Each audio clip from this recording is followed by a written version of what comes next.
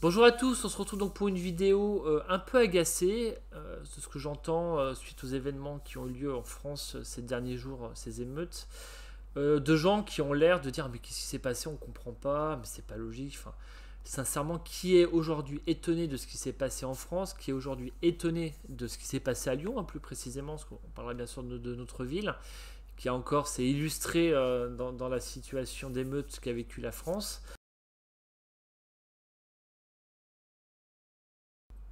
Voilà, moi je suis agacé parce que sincèrement, tout ce qu'on a vu aujourd'hui, alors oui, certains peuvent être étonnés, c'est juste une concentration d'événements qu'on a vu de manière séparée durant les décennies qui ont précédé ces émeutes-ci.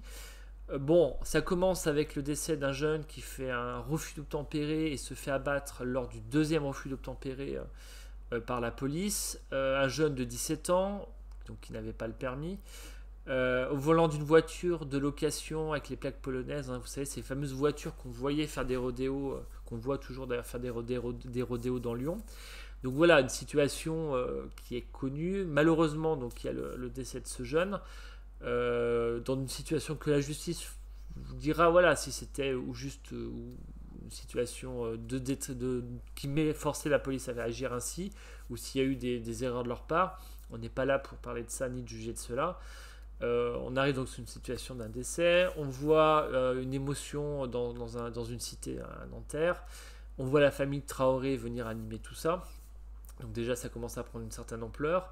Et il y a des émeutes de cité qui arrivent derrière, parce que bon, ce jeune, bien sûr, était connu du petit milieu, on va dire, qui anime la vie nocturne de Nanterre. Voilà, donc jusque-là, rien de nouveau, je serais tenté de dire, sous le soleil.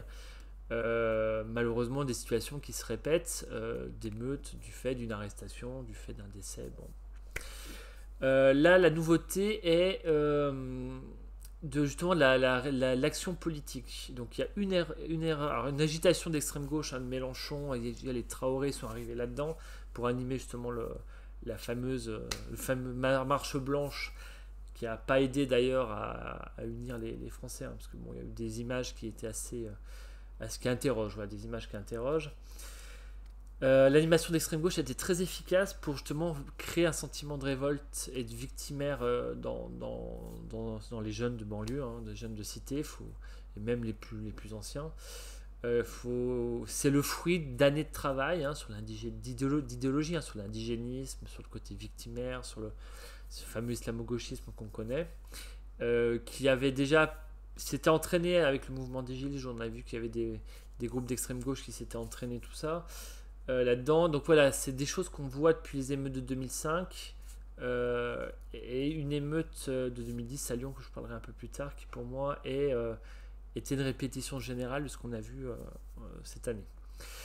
Donc voilà, c'est moi ce qui m'intéresse, c'est l'erreur du gouvernement aussi dans sa communication qui est une catastrophe. Hein, dia Macron à Marseille, qui dans son rôle de maire, hein, parce que là voilà, Macron est maire de Marseille maintenant, qui fait une erreur de dire que c'était injuste, intolérable, et voilà, de prendre directement fait et cause contre la police, donc ce qui a aussi légitimé le discours de l'extrême gauche, crée une explosion. Et l'hésitation de la première ministre à Borne, qui voit, comprend pas trop ce qui se passe, et puis surtout son discours sur oui, on va faire une nouvelle politique de la ville, donc on va encore déverser de l'argent.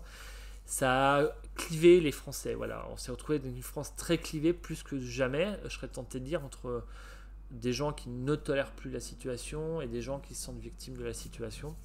C'est assez voilà, ça c'est quelque chose par contre qui est assez à marquer, hein, qui est très très marqué. Voilà, pas interroge parce que c'est quelque chose qu'on ressent et qui n'étonne pas, mais qui est un fait maintenant qui doit être pris en compte de deux camps. Voilà ce que disait Colomb en sortant. Aujourd'hui on vit côte à côte, demain j'ai peur qu'on soit face à face. Voilà, là je pense qu'on est face à face. La cagnotte d'ailleurs pour le policier vient dans ce sens-là, hein, parce que c'est pas un soutien à un policier qui a tiré sur un jeune et l'a tué. C'est devenu plus un vote de contestation, un don de contestation vis-à-vis de la situation et de ce qui est entendu par les Français qui en ont marre de cette situation. Moi je le vois plus comme ça. Donc voilà, donc le gouvernement fait ses erreurs, l'extrême gauche continue son agitation et récolte des fruits d'années de travail, et on se retrouve avec une généralisation de l'émeute qui est impressionnante, hein, parce qu'elle va des grandes villes, des centres-villes, jusqu'aux petits villages de parfois de 1500-2000 habitants qui ont vu des bâtiments municipaux dégradés. Hein. J'ai un exemple en Saône-et-Loire, moi, qui m'a marqué. Une commune qui va faire 1500 habitants, dont le gymnase en travaux a été en partie incendié. Franchement, il doit y avoir 2 immeubles à problème avec 20 logements chacun, et encore dans cette commune. Donc voilà, ça crée quand même des interrogations sur la dynamique qui est autour de tout ça. Mais bon, c'est une extension de la lutte, hein, je serais tenté de dire. Donc, 2 choses à remarquer dans la généralisation des émeutes, qui un peu commence à justement se séparer de la mort de Naël en elle-même. Là, on rentre dans autre chose. Il y a des attaques des symboles de l'État, donc avec des mairies, hein, de maires aussi, de leur famille, comme on l'a vu à la Les Roses. Ça, c'est voilà, des offensives qui sont menées sur les symboles de l'État dans des communes qui d'ailleurs ne sont pas toujours des communes à problème. Hein. Il y a vraiment des attaques qui sont en dehors de zones en politique de la ville. Mais c'est des attaques contre le symbole de l'État, contre les caméras. On l'a vu à Lyon, à mes yeux, où quelqu'un tira à la Kalachnikov sur les caméras, à mes yeux. Moi, j'y vois une volonté d'affirmation de souveraineté sur un territoire, mais aussi des trafics de drogue qui ont peut-être aussi voulu se donner de l'air, parce qu'il y avait pas mal de saisies ces derniers temps, et justement d'attaquer le camp adverse, hein, le gang adverse comme il le considère de la police, pour l'affaiblir, en détruisant son matériel, en détruisant le commissariat, en créant une peur chez eux. Donc voilà, ça c'est quelque chose qui pour moi est à décorréler de la mort de Naël. C'est une occasion, l'occasion fait le larron, comme on dit, d'attaques sur ces symboles de l'État, mais qui sont massives, hein, parce que c'est quand même plus de 100 mairies qui ont été attaquées. Il y a 2800 bâtiments qui ont été attaqués, alors pas tous les bâtiments municipaux, mais majoritairement.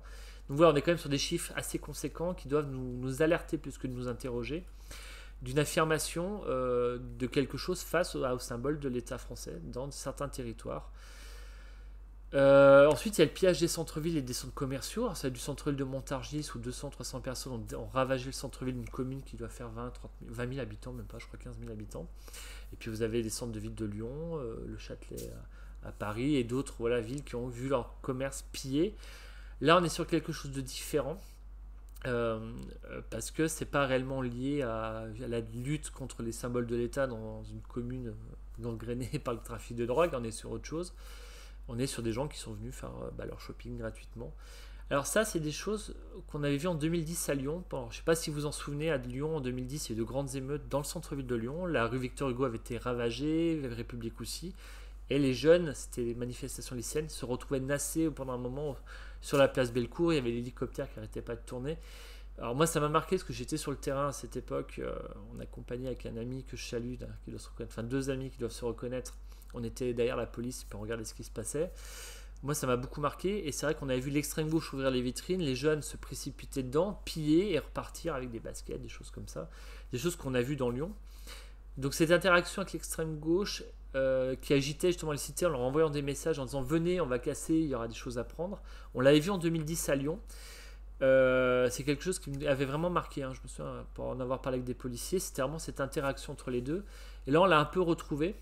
Même si l'extrême gauche a été un peu balayée par des jeunes qui n'avaient plus besoin d'eux pour justement casser les vitrines et qui communiquaient par les messageries en invitant des gens. Et c'est là où on a retrouvé un peu ces pauvres Mathéo et Kevin. Voilà. C'est plutôt dans ce genre de choses, plus que dans les attaques de gendarmerie, de commissariat et de mairie. Donc voilà, on est sur des choses très différentes qui ne sont pas réellement liées entre elles sur les raisons, mais qui profitent, qui s'auto-alimentent. Donc une manifestation d'émotion à Nanterre sur la mort d'un jeune, ça c'est quelque chose qui malheureusement est classique, provoquant une panique gouvernementale parce que on retombe dans quelque chose de 2005. Contrairement à 2005, on ne reste pas dans les cités, on retrouve aussi le contrôle du trafic de drogue qui, au bout d'un moment, il faut se calmer parce que ça abîme le business. Ça t'est déjà vu en 2005, on l'a revu. Là, l'accalmie subite, elle est peut-être due aussi à ça. Hein, disant, non, c'est bon, vous avez fini, il faut arrêter. On peut rajouter aussi la pénurie de stocks de mortiers qui sont en train d'être constitués. Voilà, donc on est sur cette chose-là. Et les pillages, pour moi, c'est 2010 Lyon. Et ce lien avec l'extrême gauche, on l'avait vu en 2005, on l'avait vraiment vu à Lyon en 2010.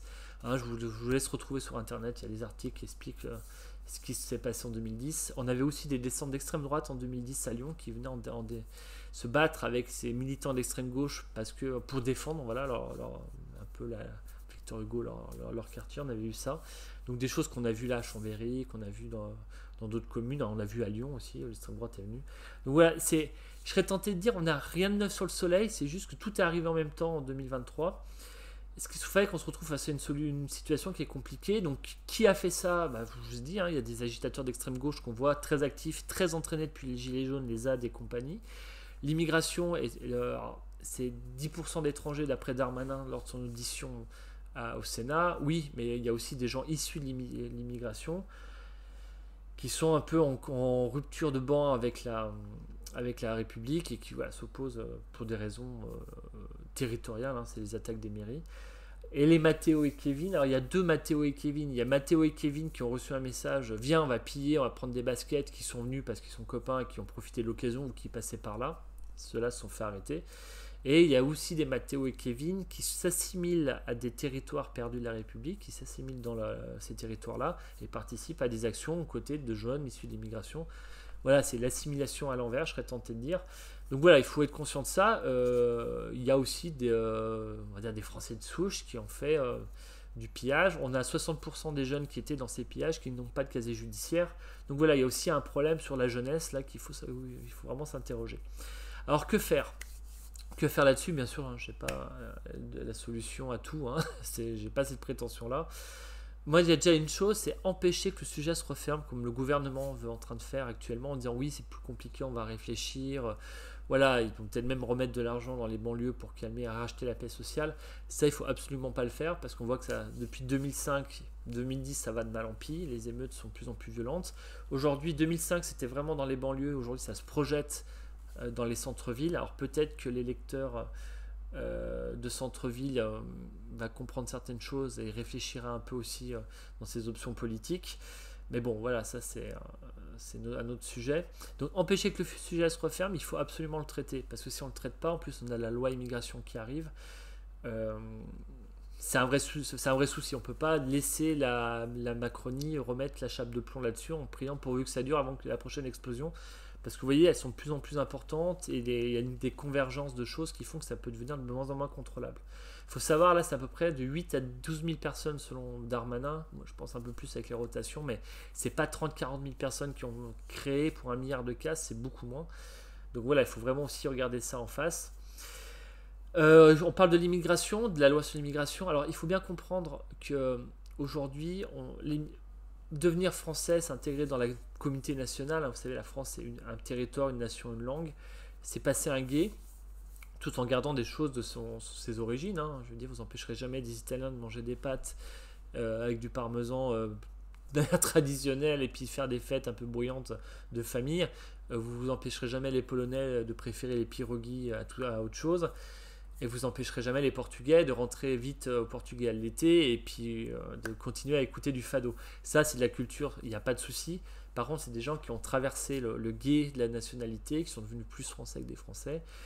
Et que voilà, il n'y a pas de souci d'intégration là-dessus, même si des fois, oui, le drapeau portugais, quand il y a le match de foot, mais bon, ça ne crée pas de désordre. Voilà. Et pareil pour la communauté asiatique, d'ailleurs, vous n'entendez jamais parler d'eux. Donc il n'y a pas de désordre. Là, on a un problème sur vraiment une migration extra-européenne hein, qu'il ne faut pas hésiter à dire, voilà, c'est africaine. De gens qui, alors certains ont passé le gué, sont totalement intégrés, d'autres sont au milieu du gué, sont retenus sur la berge par d'autres qui sont en train de se désintégrer, des fois font demi-tour. Et ça, voilà, c'est ce demi-tour qu'il faut vraiment contrarier. Et je ne pense pas qu'en rajoutant de l'immigration, on va dire neuve, avec des valeurs du pays d'origine qui sur la berge, ça va justement aider les gens à traverser le gué et plutôt ça va les maintenir sur l'autre côté de la rive, on va dire. Et l'exemple meilleur de ça, c'est la baisse des mariages mixtes en France qui est en train d'être constatée parce que les communautés étant de plus en plus grandes, l'arrivée étant de plus en plus massive, on se marie entre soi et ça crée des contre-cultures et ça crée la situation là où on a des territoires qui affirment une autre identité que l'identité nationale. Voilà. Donc, on peut le dire voilà, calmement. Nous, ce qu'on voudrait, c'est que tout le monde vienne du côté de la nationalité française et de la culture française, tout en gardant des spécificités. Hein, je vous dis, le pierogi pour les Polonais et l'amour du football pour les Portugais avec le drapeau portugais. Bon, voilà. Mais bon, il n'y a pas de souci là-dessus. Mais quand même en n'ayant pas une affirmation identitaire et nationale qui s'oppose à celle du pays où on est. Donc ça, c'est une des grandes choses. Et puis il y a aussi autre chose, là, qui s'adresse plus à ces jeunes de sociologie qui se sont retrouvés dans des pillages. C'est un retour de l'affirmation de... Alors, pour moi, c'est les républicains qui portent ça. C'est ce qu'on pourrait appeler une autorité naturelle. Alors, l'autorité naturelle, c'est l'autorité légitime et naturelle des parents sur les enfants, du professeur sur l'élève, de l'État sur le territoire, sur l'intégralité du territoire. Voilà, des choses qui sont logiques, qui ne sont pas contestables, mais qui sont contestées par des autorités abattardies. Alors, il y a la dilution totale de l'autorité qui est voulue par la gauche et l'extrême gauche, où il n'y a plus vraiment d'autorité, une horizontalité totale, où tout se vaut, un nihilisme aussi sur la sécurité. Voilà, donc ça, c'est vraiment une dilution, c'est quelque chose qui abattardit l'autorité de l'État et des autorités naturelles, je serais tenté de dire. Il y a l'autorité excessive qui va dans l'excès et qui n'est pas toujours efficace. C'est des choses comme la violence sur les enfants, c'est quelque chose sur sur des mots qui vont au-delà de ce qu'on peut faire avec la loi et ce qu'il faut faire pour l'intérêt de la nation, on va dire. Ça peut être par exemple parler d'immigration zéro, alors qu'on aurait peut-être besoin d'avoir quelques doctorants, ingénieurs qui émigrent en France, c'est pas forcément une mauvaise chose. L'immigration zéro, c'est dire aussi immigration européenne et occidentale zéro. Enfin, vous voyez, ce genre d'autorité très vindicative et qui derrière nous pose plus de problèmes qu'elle apporte de solutions. Est-ce qu'on doit autoriser la police à tirer sans sommation, vous voyez, parce que voilà, il y a quelqu'un à accélérer avec sa voiture. Donc voilà, il y a tout ce genre de choses, alors qu'on a des moyens pour crever les pneus. Enfin voilà, je veux dire, c'est tous ces grands coups de menton qui sont pas. Voilà, ça c'est l'autorité excessive qui n'est pas bonne.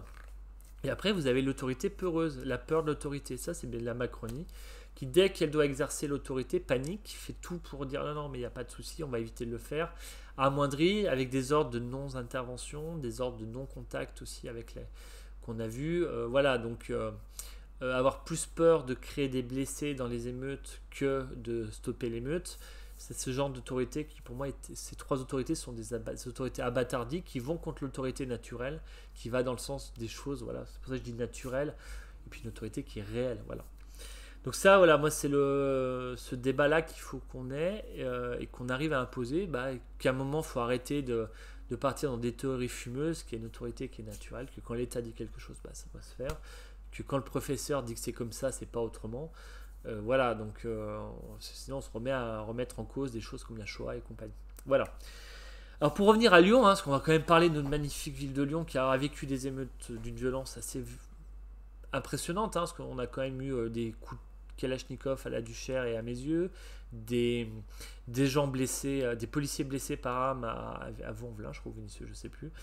Et des pillages dans le centre-ville, bon, comme on avait vu en 2010, là-dessus, et puis rien de neuf sous le soleil, mais bon, qui ont été très intenses et très massifs, on va dire, voilà, avec une extrême gauche qui était là, mais qui n'était pas vraiment à la manette des pillages, contrairement à 2010. Voilà, donc là-dessus, écoutez, nos politiques écologistes ne nous ont pas déçus, parce qu'en gros, Doucet a planqué la police. Là, leur communication était la même que d'habitude. Donc vous regardez pendant les émeutes, la première adjointe parlait de la fête qu'ils avaient organisée le vendredi soir sur les berges, où la police municipale était d'ailleurs là pour sécuriser. Ils ne se reposaient pas en prévision de la nuit. Donc ils ont fait une petite sauterie sur les berges avec leur fête là, du Rhône. Et puis pour aider tous les élus, Bagnon, lui il a communiqué sur le vélo, Lungenstrasse sur les voies des enfants. Vous ne les voyez pas vraiment dans l'émotion, de l'inquiétude vis-à-vis des attaques et de l'action nécessaire pour mettre fin à ça. Eux, leur discours, c'est la sécurité, c'est les affaires de l'État. Nous, on fait des pistes cyclables et de la décoration. D'ailleurs, voilà, le sujet du vendredi après-midi à Lyon était politique, était la piétonisation, la mise en conformité idéologique, je serais plutôt tenté de dire, de l'avenue des Frères Lumière. Voilà, et on n'était pas sur, est-ce que ça bouge ou pas et compagnie. C'est une très mauvaise séquence pour eux, mais moi je désespère de ces mauvaises séquences parce que j'entends de plus en plus de gens qui disent c'est comme ça. Non, c'est pas comme ça, je suis désolé. En 2010, alors il y a eu des émeutes. Colomb était en Asie à l'époque, il était au Japon, il est rentré plus tôt, et puis après il y a eu une volonté forte de la municipalité de faire quelque chose de soutien auprès du préfet. Là, le soutien auprès du préfet, on l'a pas vu, et c'est plutôt Doucet a été dans le corpus idéologique de sa famille politique qui est très lié à Mélenchon, Rousseau. Enfin, il faut arrêter de croire que les écologistes sont différents de ces gens-là. On a vu Piolle à Grenoble, c'est la même famille politique, la même vision des choses. Il y a juste un peu plus de jardinage chez les écolos qu'à la France insoumise. Mais voilà, ils sont dans cette volonté de destruction de l'autorité naturelle. Voilà, c'est vraiment ça. Et donc, ils continuent les ravages à Lyon. Moi, je vois toujours de plus en plus de gens qui commencent à vouloir partir. Et voilà, ça m'inquiète. Bientôt, il y aura plus des gens comme eux. Voilà, et donc, il faut vraiment agir politiquement là-dessus. On travaille, hein, mais bon, je ne vois pas, voilà, alors, je vais être un peu avec l'opposition de droite à Lyon. Sincèrement, je ne sais pas, voilà, si on est au niveau de ce que les gens attendent, parce qu'il y a une volonté à Lyon de changement. Il y a une recherche d'une alternative à ce qu'ils vivent aujourd'hui avec les écologistes. Mais quand vous parlez avec des gens qui ne sont pas politisés, il n'y a pas d'alternative. Voilà. Ils ne voient pas d'alternative. Et donc, c'est-à-dire qu'on n'est pas évident pour eux. Donc, ça, c'est un sujet qu'il faut s'alerter parce que le travail qui est fait aujourd'hui ne rend pas l'alternance avec nous logique et évidente pour les Lyonnais. Il faut être conscient de ça. Allez, je vous dis à très bientôt.